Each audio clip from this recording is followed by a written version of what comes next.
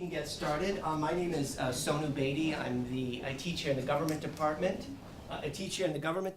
And I'm also the convener for the Legal Studies Faculty Working Group, which is a group of faculty here interested in the law. And so today is actually Law Day, May 1st. It's a federally recognized day for us to reflect on issues of law and justice, and I really can't think of a better group of folks to reflect with us and to have a panel, and the panel's title is Money in Politics, a Discussion of Recent Development. So let me just say thank you to the Rockefeller Center, in particular Joanne Needham, for putting the logistics together, also to the Dartmouth Lawyers Association. See some of the folks here who contribute to these law-related activities. And also I want to just welcome, I know it's also Family Weekend and Parents Weekend, so welcome to all of you as well. And our moderator today is going to be Professor John Greabe from University of New Hampshire Law School. In fact, he also doubles up because his son is a Dartmouth student, and a wonderful student at that, because I've had 2 classes with him, so I'm going to embarrass him a bit. So he's doubling up for Family Weekend here too, and I'll leave it to you, John. That sounds great. Thank you so much, Sonu. And thank you to everybody, and welcome. Very, very pleased to have an event that follows on Professor Heather Gerken's talk, the Volk lecture that she delivered last night, and I believe that some of you had the opportunity to see that. But a few issues of public policy are more riveting and arresting and important than this question of how we are going to continue to conduct our elections as we move forward. So let me just briefly introduce our 3 panelists, and then we'll be off and we'll have plenty of time for Q&A. Heather Gerken is the Skelly Wright Professor of Law at Yale Law School. Heather specializes in election and constitutional law. Her work has been featured in the Atlantic's Ideas of the Year section, the Ideas section of the Boston Globe, and on NPR's On the Media. It has also been the subject of 3 academic symposia. Professor Gerken clerked for Judge Stephen Reinhardt on the Ninth Circuit and Justice David Souter of the U.S. Supreme Court, from, of course, our proud to claim him as a New Hampshire native son. After practicing for several years, Heather joined the Harvard Law faculty in September 2000, was awarded tenure in 2005, and in 2006, she moved to Yale and joined the faculty there. She has won teaching awards at Harvard and Yale, and she has testified before the Senate, and she is one of the nation's premier experts in election law. So it's really a great honor to welcome her here to Dartmouth. Next to her is Dan Weeks. Dan is a New Hampshire native. He is presently the executive director of Open Democracy, a nonpartisan nonprofit which is working to increase civic engagement and government accountability here in the Granite State. Those of you who are from New Hampshire no doubt remember Doris Granny D. Haddock, and she was the founder of Open Democracy. Open Democracy conducts legislative advocacy, public education, and grassroots organizing at the state and local level. You may have heard about the New Hampshire Rebellion, which has been organizing walks across the state to draw attention to the issues that Open Democracy pursues. Dan has written and spoken extensively on democracy issues in the United States, in the UK, and in South Africa, and his works appeared in the Atlantic, the New York Times, the Boston Globe, the Christian Science Monitor, and on PBS, NPR, and the BBC. He's currently writing a book on poverty and democracy based on poverty line research that he conducted in 30 states following a Greyhound bus tour he took as a Harvard Fellow. Dan is a graduate of Oxford and Yale. And at the end of the table, the other end of the table, also a New Hampshire person, Gilles Bissonnette, who is the legal director of the New Hampshire Civil Liberties Union. Gilles has extensive civil litigation experience. He was in court today on behalf of the ACLU, as I understand it. Unfortunately. Don't tell anyone. But he advocates on behalf of the issues that the ACLU advocates on behalf, including free speech and privacy areas. He was named a New England Super Lawyers Rising Star in the 2013 edition of New England Super Lawyers magazine. Prior to joining the New Hampshire Civil Liberties Union, Gilles was a civil litigator in Boston at Choate Hall and Stewart, Todd and Weld, and Cooley. Gilles clerked for Judge Thomas Golden of the Eastern District of Pennsylvania following his graduation from Washington University and University of California at Los Angeles School of Law, where he was the chief comments editor of the Law Review. So it's our great pleasure to have this panel of experts here today. Just to briefly set the stage, as you undoubtedly know, the Supreme Court has weighed in on the issue of money in politics on a number of occasions in the last 5 years, each time making clear that the First Amendment provides Congress and state legislatures less room to regulate the law, the flow of money in politics, particularly in executive and legislative branch elections. Earlier this week, you might have heard that the Supreme Court, by a 5-4 margin, actually upheld a state law that banned the solicitation of campaign contributions directly by candidates for judicial office. So that ruling came as a little bit of a surprise to many people. But the lesson has been, particularly in the arena of elections for legislative office and executive branch office, both at the federal and state level, the lesson of the last 5 years has been that the legislature has a little bit less room to maneuver and to regulate than was at least previously supposed. Two big decisions handed down by the Supreme Court are, of course, the Citizens United decision, which was decided in 2010, that held that a federal law that placed limits on the ability of nonprofit organizations and more generally corporations and labor unions to spend money independently in connection with elections, that federal law was unconstitutional. And as Heather shared last night, a less well-known but terribly important aspect of that ruling was also that the court held that Congress could not define corruption in politics nearly as broadly as it had, because Congress needs to have a reason to regulate in an area that is governed by the First Amendment. That has had the consequence of making it much more difficult to sustain campaign finance regulation. And then again last year in the McCutcheon versus FEC case, the court also struck down on First Amendment grounds federal limits on the amount of money that individuals could contribute in the aggregate to candidates for federal office and to national party committees.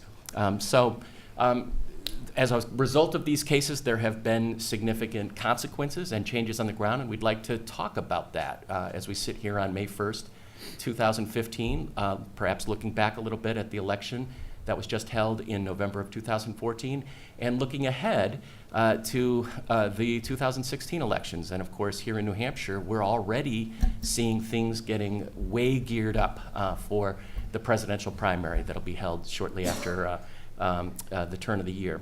So I'd like to start actually with Dan and have Dan speak for a few minutes about the work that his organization has been doing and what your plans are in the near term as we head into another presidential election cycle.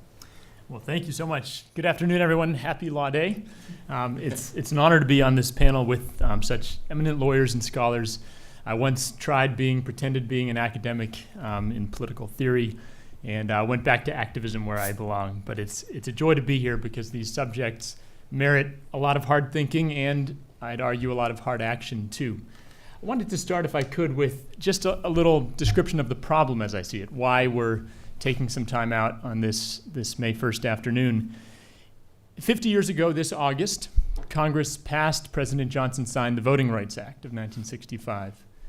And that was the culmination, as you all know, of bitter struggle, of a lot of sacrifice for a very basic American idea that we are equal citizens entitled to equal access to the ballot. Now, that's a topic that deserves panels of its own, but I want to connect that to the topic of this afternoon, which I've been privileged to work on for a while. One of the issues that promulgated that eventual piece of legislation, 1965. There were all sorts of very grave violations of equal citizenship that had built and been pursued over many decades since our founding. But one example, which I think draws an interesting parallel to the challenge of money in politics, to briefly mention, was in Texas. Almost a century after the 15th Amendment to the Constitution, Texas had something in place called the whites-only primary, where when it came to general election, everybody could cast their ballot, But when it came to actually deciding who the candidates were on whom the general electorate could decide, that was restricted to whites only in the Democratic primary. And being the South at the time, the Democratic primary was the only race that mattered. That issue has been addressed, and although there are continuing challenges in the area of voting rights, it nonetheless serves as, I think, a worrying example, the parallel to what I would call the money-only primary or the wealth primary that we see today. We know that it isn't enough just to be able to cast your ballot on election day, that who the candidates are, how they are selected, what issues constitute their agenda matters a great deal.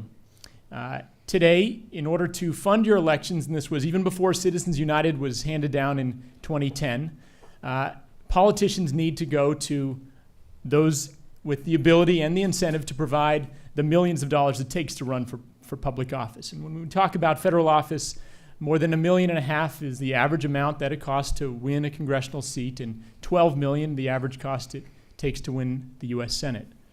To raise that money today, politicians go to 0.04% of the American people, a tiny fraction of 1%, to provide the large majority of the dollars, about 2/3 of the money that funds politics.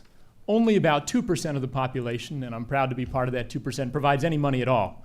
I write my $25 checks sometimes to candidates I support. But the relevant funders who decide who can become a viable candidate and influence what they stand for and what they do once in office are a tiny fraction of the population. And so, like in the South, in Texas, where a subset of the population did the nominating, and then the general people could vote up or down, we have a process where effectively a tiny subset, a fraction of 1%, do the nominating, and then the public can choose. And as we see in 2014, turnout was at its lowest level since 1942, partly, I'd argue, as a response to the fact that the public feels very little influence in this process. In 2014, well, to go back 4 years, 2010, January 21st, the Citizens United ruling came down, which is only one of a number of important rulings, which will probably be mentioned in this conversation. If we began the day before Citizens United with the 0.04% providing most of the money, the hard money that candidates themselves raised to run for office, after Citizens United, we have seen a tsunami of outside, ostensibly independent money that is coming from a much smaller fraction of the population. In fact, you can name the individuals who provide the bulk of the super PAC funding that has an enormous influence on the races, not directly, not contributions to the candidates themselves, but money which here in New Hampshire amounted to more than half of the $100 million spent in a state of 1.3 million in 2014. Literally a handful of individuals provided more than $50 million spent to oppose or support one or another of those candidates. And that money came from the 0.4% of the 0.4%, if even that. In 2012, we know that a single individual, Sheldon Adelson of Nevada, provided as much money through the super PACs, thanks to, in part, to Citizens United, and more than that, to regulatory failures at the FEC and Congress's failure to do what it could do, even under the limitations of Citizens United. We had a single individual provide more money than 98% of the population combined. That is a big challenge, and I would argue that it is akin as a moral challenge to those issues which led to the eventual passage of the Voting Rights Act 50 years ago.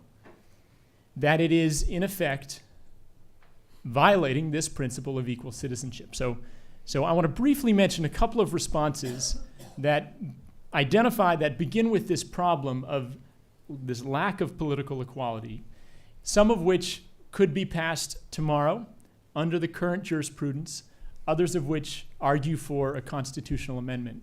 And just to briefly throw them out and say a word about how we in New Hampshire are trying to advance them. First and foremost, I think the approach that we take to free speech is problematic. Our negative understanding, that is that the First Amendment, that the way we conceptualize free speech means there can be no restrictions upon, meaning that whatever inequalities exist in the economy can be translated as inequalities of political speech, which means political inequality.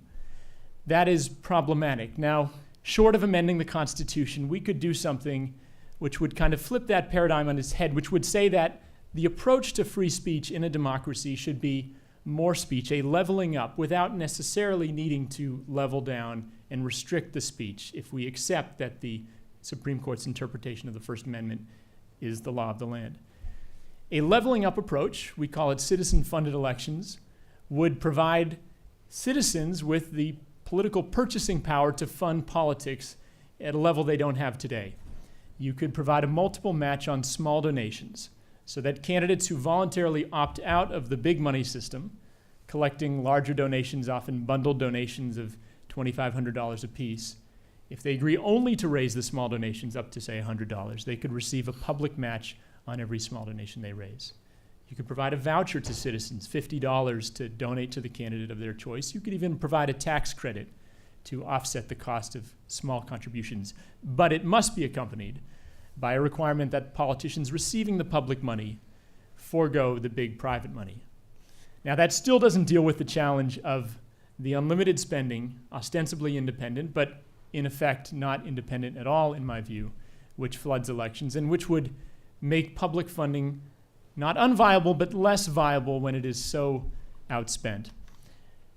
To stem the bleeding, I believe we need to do what most other democracies have done, and the lawyers on this panel will be able to say much more about this, as well as the pitfalls, the difficulties in the American context.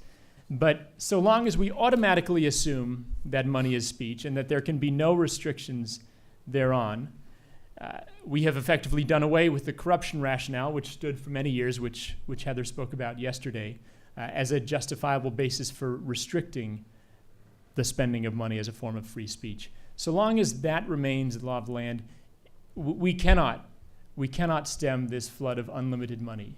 There are some, we could try to play the game of whack-a-mole that Heather has talked about yesterday, where reformers try to twist and turn to every new demonstration of unlimited money through the regulatory process, but the options are very few today.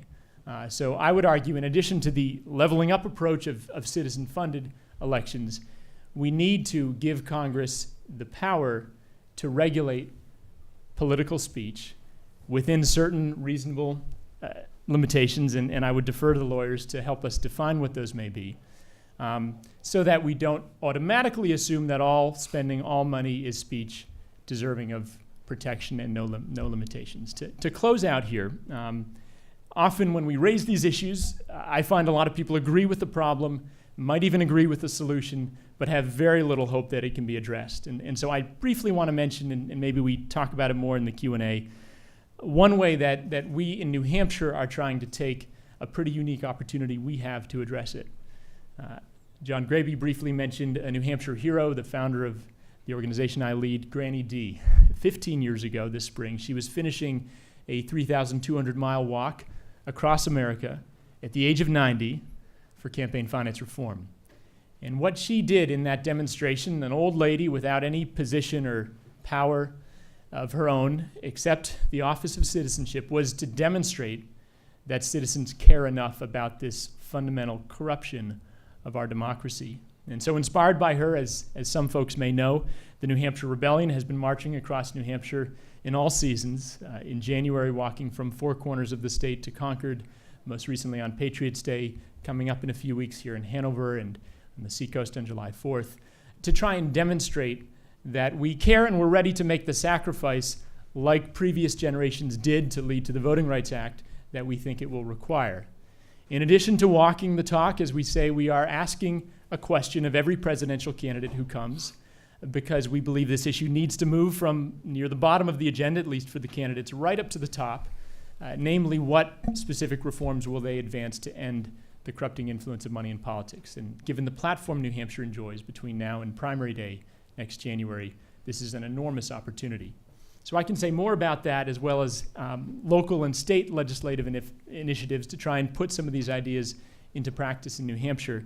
But I'll close out for now, and thank you so much for this opportunity. Thanks very much, Dan. Heather, would you like to follow up on last night's remarks and react at all to Dan? Sure. Every time I'm in a room with reformers, I always feel a little bit like the skunk in the room, because although I believe deeply in many of the principles that Dan described, it is hard, and in some ways Dan's job, and he's really the leader of his generation in many ways, is the hardest job in politics. And the reason it's the hardest job in politics is because the people who know the most about reform and care the most about reform tend to be the incumbents who oppose reform. And particularly on the money side, there have been moments where it might have been possible to pass some substantial campaign finance reform, where one party or another thought they had an advantage or a disadvantage sufficient to pass it. But all of this stuff has to get done through the parties and through the legislature. That's the way it works. And that makes it really tough. And it is particularly tough right now because we are in a world where the politicians can have their cake and eat it too. That is, they can occupy the political parties, which have caps on the amount of money that you can give them, and they can look like they're part of the Democratic or Republican Party, and then they've got their shadow party, which is raising enormous sums of money and doing the same thing that a party does for them, except we're with no limits whatsoever. And so it's a very hard thing to fix. And the question is, how do you fix it? So as a general matter, I have two sort of views on where reformers should and should not go. And the first is, I really think that the key, whenever you think about reform, is about to harness politics to fix politics. There are some in the reform community who I think have such disdain for politics that they want to stay away from it. But the lesson of reform in politics is you have to be inside as well as outside in order to get something done. And so I particularly like the matching fund proposal. And the reason I like it is because it harnesses political incentives, which are going to exist. Politicians want money. But it harnesses them in a useful fashion by focusing politicians' attention on the small donor and not just the big donor. And I think that's incredibly important. I would like to see money. I mean, I will just say, there's very little money in the reform community. There's a lot of money on the other side. There's very little money in the reform community. There are very few boots on the ground. There are very few Dans out in the world right now. And it's very hard to get traction. So I think you should husband those resources as wisely as possible. So when I think about how to do that, I'm against grand projects to amend the Constitution. Amending the Constitution is a huge lift for those of you who know anything about it. You actually have to go through exactly the same legislatures that are completely hostile to reform from the beginning. So I would like to see more narrow and targeted reform efforts on this front, move for matching schemes. I would like to see a lot of push for the next Supreme Court nominee, whoever it may be, to have better views on these questions than the current court does. Because the truth is, it's a 5-4 vote. You don't have to amend the Constitution. You can just change the person who's interpreting it. This law has shifted in the last few years dramatically. What the law that existed was much friendlier to what Dan was looking for just a few years back, and so I would like to see, and that's kind of that's a less stirring and noble sounding idea than amending the Constitution, but it's much easier in terms of it's an elite game. It's a game that gets played in the world of politics, but it also seems to me a more sensible way of going about this project. Thank you. Gilles, can you talk to us a little bit about, now the ACLU, as is its custom, has taken a strong First Amendment view with respect to attempts to regulate in this area. But my understanding is also that the position has been in flux a little bit over the last couple of years. It is in flux a little bit, but I should say, I'm sure most people here are familiar with the ACLU, American Civil Liberties Union. It's been around now for just shy of 100 years, and its origins go all the way back to the Palmer raids and the Red Scare, right around the 1920s. The first issues, one of the reasons I got involved in part was because some of the free speech implications of some of the violations that were taking place by the then Attorney General with respect to people who were perceived as communists. And so the origins of our organization and our zealous advocacy in support of free speech go all the way back 100 years. And I should say, with respect to campaign finance, this is an incredibly difficult issue. It's something that our organization is certainly nationally is struggling with. And Citizens United, I don't want to say created, I I think it's probably fair to say that even when you poll the members of the board, there would not necessarily be an even split, but a split with respect to how to treat this issue. And I think that just demonstrates how hard of an issue this is, because the First Amendment is obviously so critical. We don't want to be limiting people's ability to engage in speech during elections. I mean, that goes, frankly, to the heart of a functioning democracy. But when we're dealing with, a few actors who have so much money and who, through that all those economic forces, can have a really strong and powerful and frankly disparate impact on the influence of elections, there are some competing state interests involved. And that really, frankly, is the heart of the First Amendment analysis, really, in any context, whether you're dealing with campaign finance issues or whether you're dealing with restricting speech in a public place in a park. You need to look at what's the state interest, and is the regulation appropriately tailored to addressing the state interest that's proffered by the government. And I think campaign speech it really creates a very hard analysis, because the governmental interests in potentially having some regulations, reasonable regulations, is so strong. Ensuring that the democratic process is viable, ensuring that there's an environment where money is not going to become a corrupting influence and influence the decision-making of political actors. And of course, corruption now is almost off the board. The abstract notion of preventing corruption is something that really the court in Citizens United didn't think was credible enough to warrant, in that case, ban on corporate expenditures. And to some extent, maybe that's something, as a free speech advocate, I'm sympathetic to, right? Not all speech, not all expenditures designed to influence elections, even expenditures of huge amounts of money, is inherently corruptive. They're trying to influence the debate. They're trying to, be part of the democratic process. So it's something that I understand and sympathetic to, but it is very difficult, I think, in light of the state interests in trying to ensure that our functioning democracy can continue to function. So the ACLU did do an amicus brief in Citizens United, and the ACLU national office came out strongly against restrictions on political expenditures. And I would note that the ban in place in Citizens United was an outright ban. I mean, it was pretty. It was pretty aggressive, and it would have included, we also as an organization, frankly, need to be vigilant to ensure that our free speech rights as an organization are protected. We're a nonprofit. Nonprofits, like the ACLU, should have the ability, of course, to engage in speech and even try to influence elections. So, and I think corporations probably should have that same right, too. They want to get involved in politics. They have certain interests. And they want to engage in speech, maybe even political speech, to try to elect people, that may help foster their business interests. I don't think there's anything inherently wrong with that. No different than me as a member of the ACLU wanting to engage in political speech and influence elections, in the cause of protecting civil liberties. So, we need to be careful, and I think that's what the court is struggling with in Citizens United, and something that we've struggled with as an institution, in light of the competing governmental interest in place. Oh, thank you. If I could just follow up with one question. I think we all have a visceral reaction to the idea of, billionaires just pouring so much more money into political campaigns than as Dan said, 98% of the rest of us.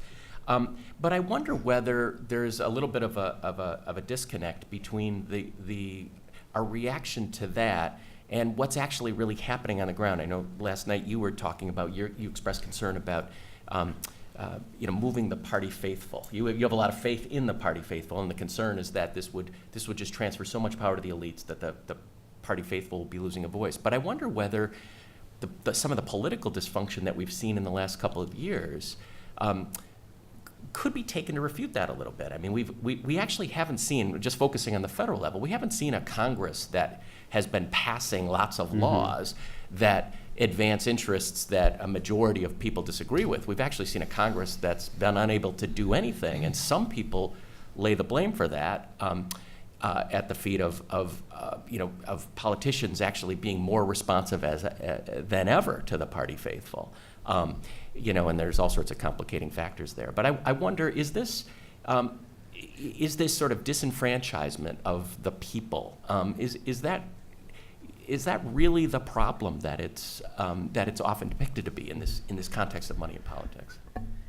I don't know if I agree with the underlying assumption. I mean, I think some of the dysfunction we're seeing in D.C., I don't know if it's because it's the product of the few having so much of an influence that they can create almost this counter-majoritarian environment in Congress. I think we're just, as a country, very divided. Yeah. And we have passionate people on both sides who are very loud and vocal. And those groups, there are millions on both sides. They are very influential, not just through money, but through their votes. And so I think maybe I would submit, especially in the last 10 years, there's been, we have a divided country. So I don't know if I agree with the assumption, but maybe I could be convinced. I'll jump in and ask my friend Gilles who he means when he describes the country that is divided. One can certainly find evidence, and it's expressed in the media every day, of two extremes, and people do a fair bit of lining up behind one or the other. But the relevant actors, the politically empowered class, if you will, I would argue is very small indeed. Now, at its widest, you would say maybe the regular voters, people who turn out not just on an occasional presidential general election day every 4 years, but on a somewhat regular basis. And that's 30% of the country at best. The really regular voters, you're down to 20% or even 15% voting in every election. And in primary elections, which decide the candidates, after the money, I would argue, has played a considerable role, election turnout is very low. And so if we have the kind of polarization at that level, it will naturally manifest because it has defined, those races have defined the candidates and the agendas, which then they take with them to Washington. Thus, part of the answer might be to radically expand the empowered electorate, the voting electorate, something on which we fully agree. But I think to discount money, we know that many of the very powerful interest groups in Washington are very concerned with preserving the status quo, and change. It's easier to block change than to make change, and to many for whom the current tax structure is favorable, Congress doing nothing is maybe a good thing. Right. Many of the ideas that are popular in the press would be opposed by many of the best funded interests. So I think we need to be, there's a debate about who are the empowered classes, what degree of power they have, and I think the divisions are often overstated. And finally, the red-blue, right-left distinction applies in some contexts, but I think when you look closely at public opinion polling over many years, the more operative distinction, in my view, is one of class, where the majority of the population supports considerably more progressive economic policies than we tend to see in Washington. And yet you have veto players, you have well-funded interests that are able to stop many of those changes. Another division that I think is not sufficiently attended to. Mm-hmm. I don't know if you want to. I'm happy to answer this one too. No. I mean, I am happy to blame a lot on campaign finance, but I actually draw the line of polarization. Mm. I mean, it definitely. I think there's little question that it contributes to it, and the big money interests really matter because politicians worry about it. It looms large when they figure out which party line to toe. But these trends, so the two kinds of trends you're describing. So one is a trend toward Americans dividing themselves very clearly along party identity, and by identity I mean a robust sense of identity, not just they vote one party or another, but they really understand it to be part of the identity. Those trends have been happening well before the huge amounts of money that we've seen in the system, arguably since the 1950s. And so it's hard to sort of see those connections. And then the other trend is low turnout, but faith in government has declined consistently again since the 50s over time, and it's declined in such a steady way that it pays no attention to whether they're campaign finance regulations. So I'm happy to blame an enormous amount on the problems we have in campaign finance, but these are deeper structural trends in the way Americans view institutions and the way they view themselves, which are certainly inflected by class and wealth, but there's so much going on that you just want to be careful about suggesting that if we solve the campaign finance problem, that we'll solve the polarization problem, which I do think is the problem of the day, because Congress not legislating. I mean, it's an enormous problem for the country. Yeah. Okay. I remember when I used to sit out there, an hour seemed like a really long time, but now that I teach, an hour seems like nothing, and I'm aware that time is passing rapidly. So I want to make sure that we leave enough time for questions. So I have a lot more questions I can ask, but if anybody has a question, can I make one comment before? Sure, absolutely. So one thing I forgot to mention in my remarks is that the ACLU is not only just supportive, but a strong advocate for a robust public financing system. And one of the things that I really appreciated by Dan's remarks, and I've heard them before, and I couldn't agree with them more, is the leveling up notion. The ACLU says this not only in the campaign speech context, but in all other contexts, that the correct way with dealing with a free speech issue is not to suppress kind of one end of the speech, but to encourage counter speech, to create an environment where there can be an equal playing field. And I recognize that analogy may not be as apt in the campaign finance context when you're talking about billions of dollars, but I think we can still try. So the leveling up idea of creating a regime where individual actors can maybe get matching funds and try as best they possibly can to participate equally in the democratic process is something that we're really on board with. And the ACLU has actually taken a stand recently, this is in 2010, supporting contribution limits to candidates, so long, of course, individual candidates can raise enough money to actually compete in an election. So this is something, certainly from the ACLU's perspective, is evolving, which is the term that everyone uses these days. When there's a giant on a whole host of political issues. But our position with respect to restrictions on political expenditures hasn't changed all that much nationally, and for all the reasons that I talked about before. How we want to create an environment where everyone can speak and be part of the political process, and that includes sometimes people with a lot of resources. Okay.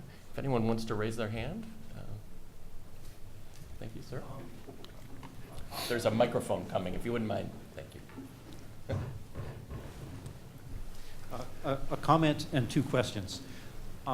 First, Dan, you mentioned that it doesn't seem as if you don't see the polarization that Heather seems to see everywhere. And I tend to agree. I wonder if we are headed toward a situation in which instead of a Republican red, Democrat blue, left and right polarization is going to change and become something like a top and a bottom, the top being corporatist, everything run by corporations and large moneyed interests, the bottom being people in favor of individual rights and democracy as we were taught it in elementary school. And I'm wondering if at some point in the not very distant future, something may happen that will finally just shatter the left-right, red-blue polarization that Heather thinks we have right now, and that I guess we do in most states, although I don't think we have it here in New Hampshire. And whether we may suddenly have a completely different dichotomy. But two questions that I wanted to ask, and that is, first, was it always thus? Did the 0.04% always control the financing of elections? If you go back to, say, 1960 or even 1830, was it always pretty much the same way?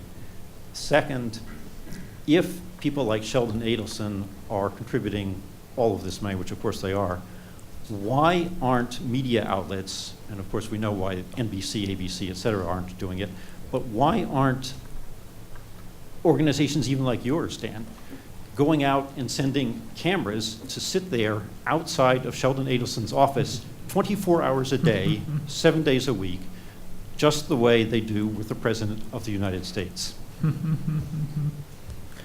We should get an intern for that project. Are there any takers? I'll say a word, but I'd love to hear what other panelists would say. there's a beautiful temptation to look back at the past as a rosy time when we didn't grapple with these issues. And that's not the case here. The first campaign finance regulations were in 1907 that Teddy Roosevelt restricting corporate contributions, direct contributions to campaigns, and then unions, and then in the 1970s was the big rush under the Federal Election Campaign Act and its amendments. So for much of our history, the funding of politics has been very restricted indeed. It was referred to senators from Ohio were the senators from Standard Oil, and many other examples that one could give. I think often there was at least a correlation between, particularly before the progressive era of reform of a century ago, Teddy Roosevelt, there was a correlation between such extremely restricted funding. We saw in the late 19th century a huge increase in the amount of money in politics, no regulation of it whatsoever. Mark Hanna was the poster child of this, but plenty of cases on both sides. And there was a translation of that economic inequality through, in part, the funding of campaigns into this political inequality, which eventually necessitated the progressive reforms. I think there's an important, if we look just at the last few decades, our presidential elections, starting in the 1970s until 2008, were effectively mostly funded with public resources. And in 1984, Ronald Reagan attended 8 fundraisers. In 2012, President Obama attended many hundreds of fundraisers. And so for a period of time, although I didn't happen to agree with Mr. Reagan, I was young at the time, for a period of time, the president, at least, could run without needing to raise much money. Public funding was the norm. And that worked very well, but the system wasn't updated. And I don't fault President Obama or George Bush before him for opting out. The system was outdated. So we have in our recent past a hopeful example of what can be done. And we have a number of states and cities that use public funding. But when we look out over our history, we have had this kind of narrow dependence on the money of a few, and I think we've paid a price.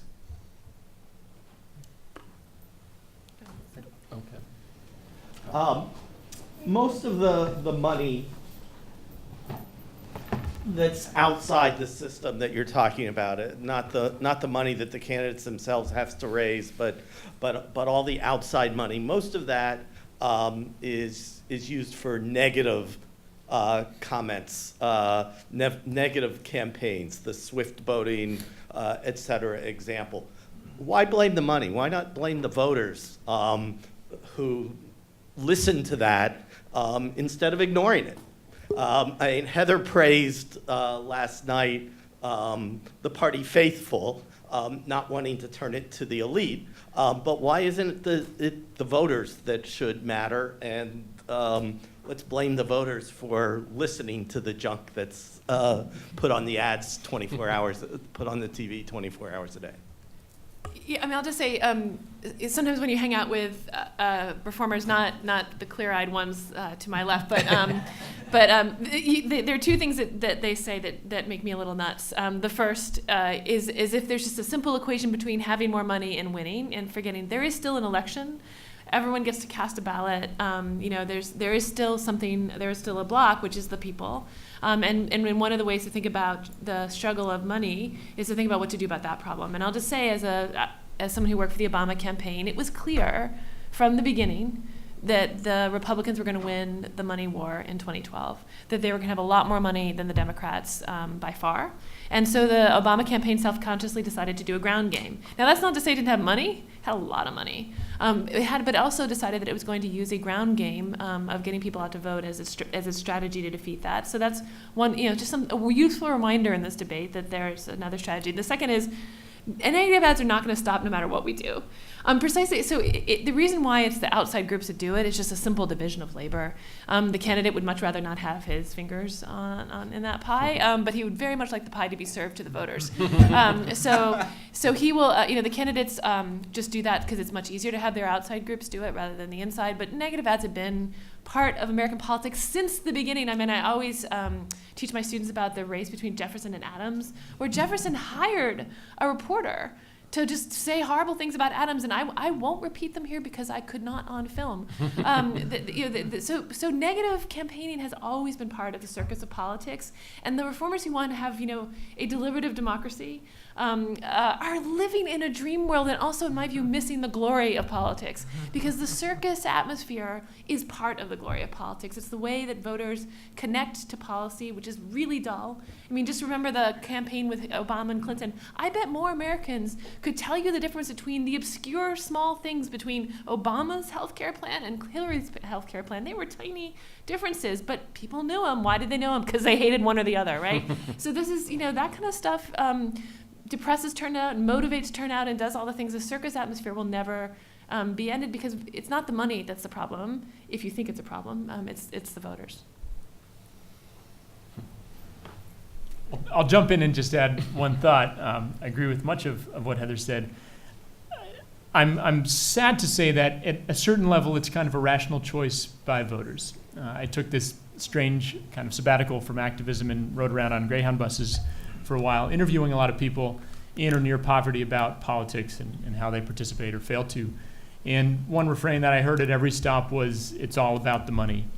And a perception that for them to get out and vote just wouldn't make any difference, because they had already concluded that their voice mattered so little next to the money.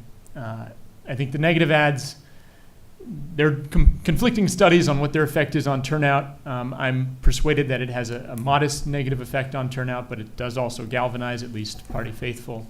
But to at least a degree, we should expect more of that negative activity when there are no limits whatsoever on private independent electioneering spending. And thus in New Hampshire, the more than $50 million that was spent independently of the candidates, which was 90% negative and made everybody sick to their stomach.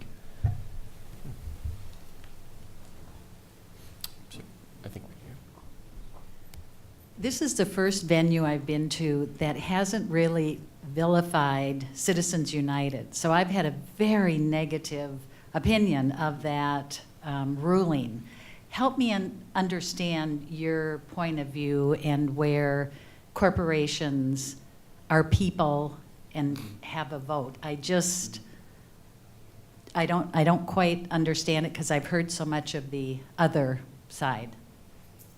Gilles, I think this one is it for me? directed All to you, right. my friend.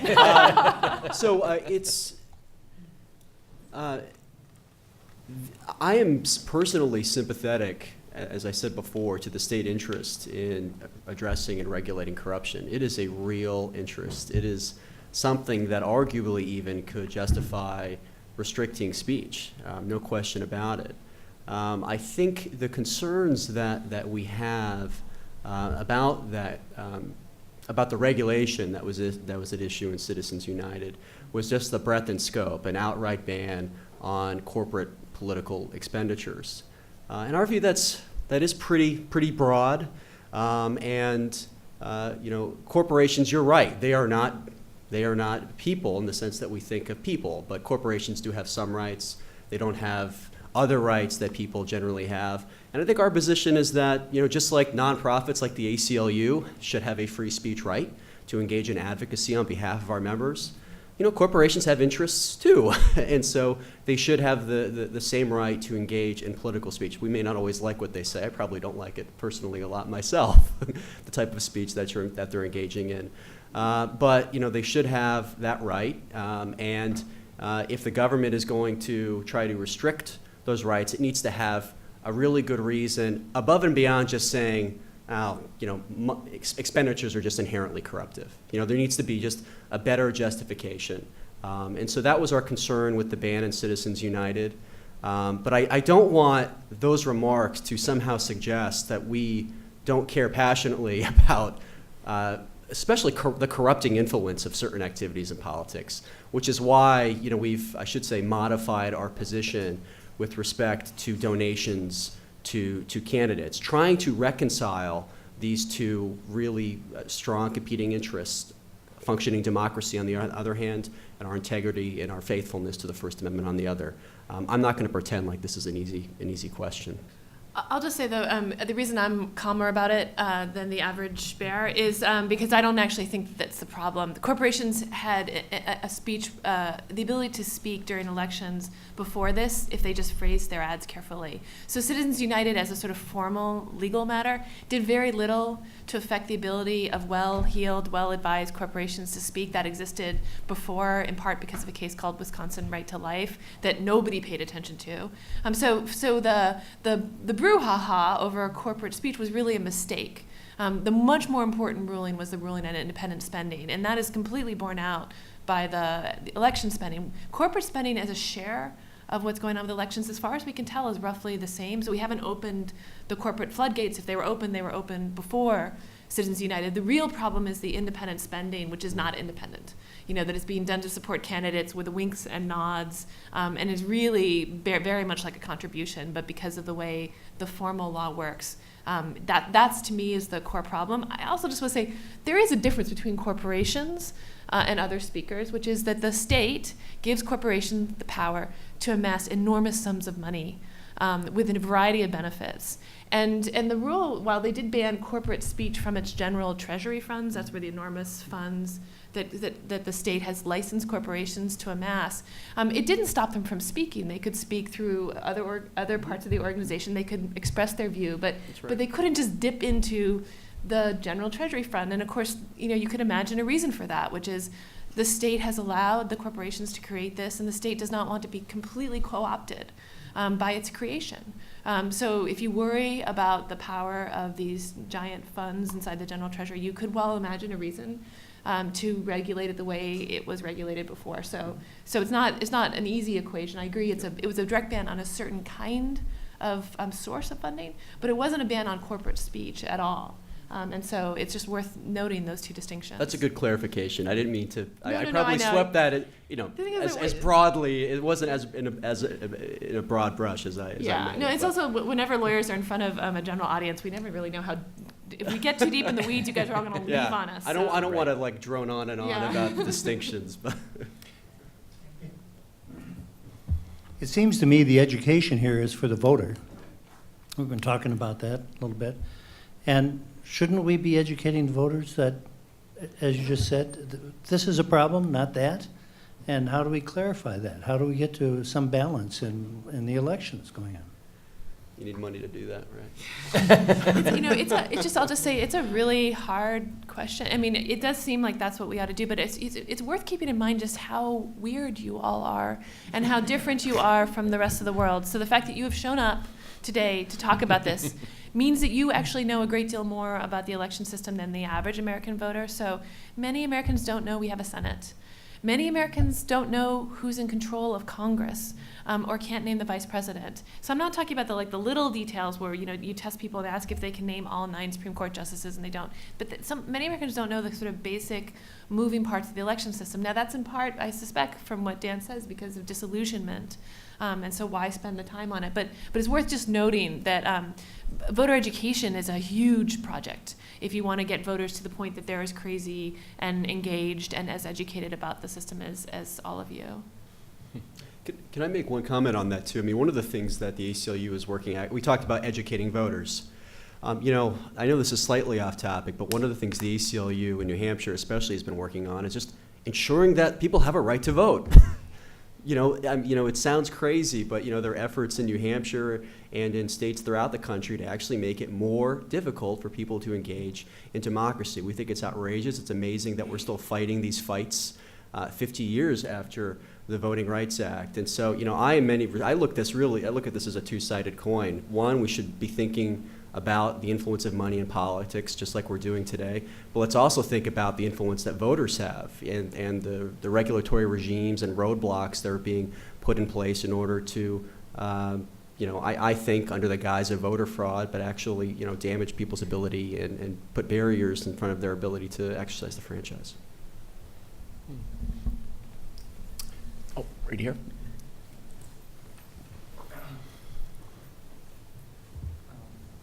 So just at the beginning, like Professor Gerken, you were pointing out that like there needs to be some sort of like massive institutional reform to like really solve this issue, like either like through a constitutional amendment or like a really well-written piece of legislation, and that like just twisting and finding a new way to solve it and like looking at the little things might not like be the real solution, but that might be the only politically viable one.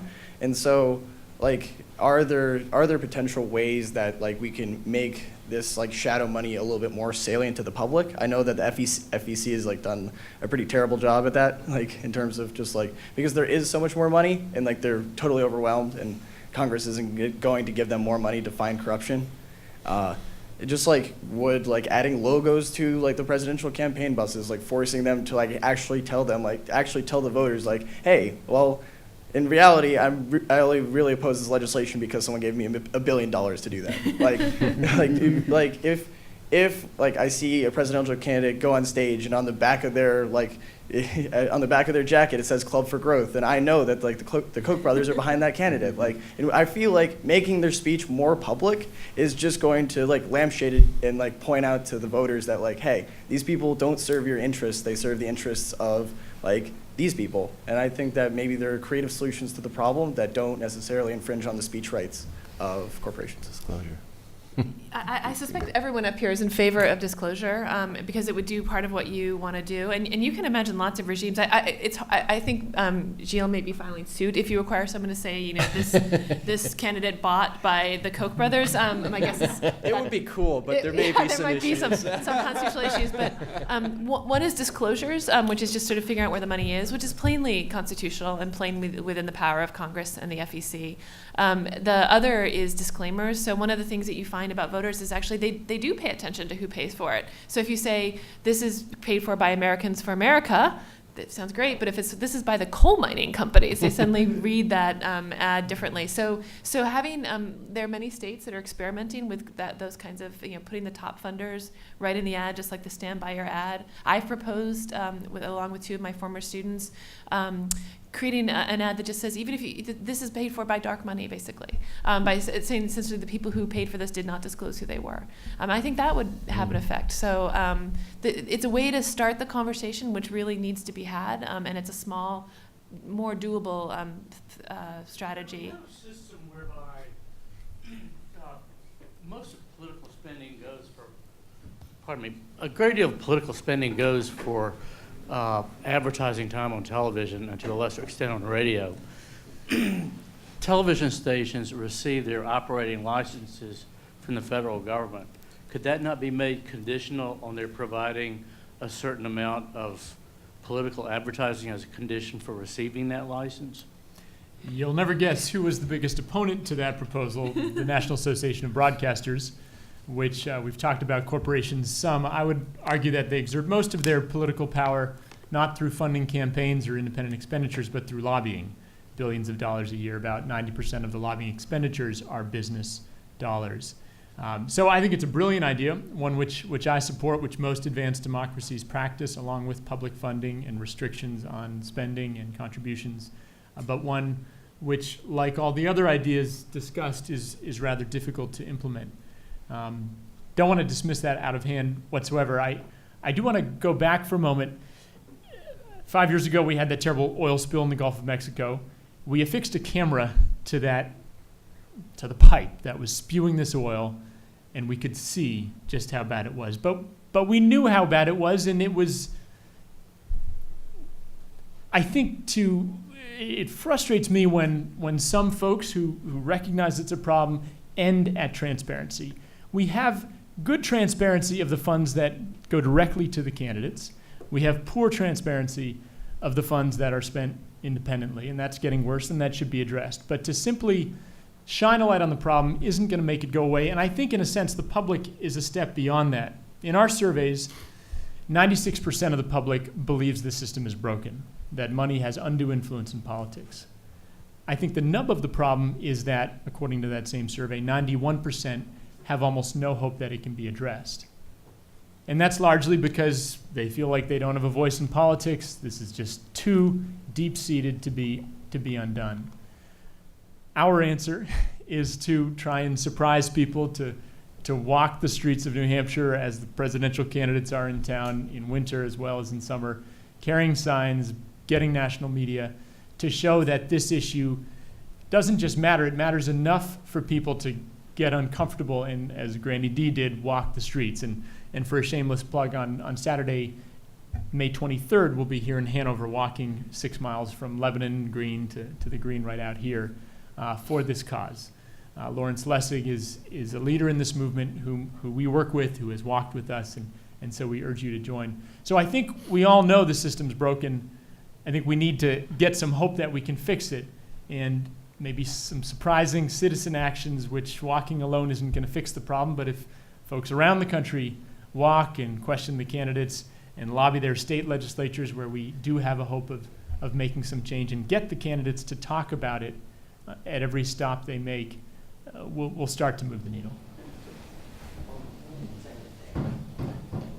So yeah, let's end it there. Actually, if you have any other questions, you can come up to the panelists and ask them. And on behalf of the Legal Studies faculty, I want to thank you all for speaking today, and in particular for Professor Greabe for organizing this panel and bringing the speakers here.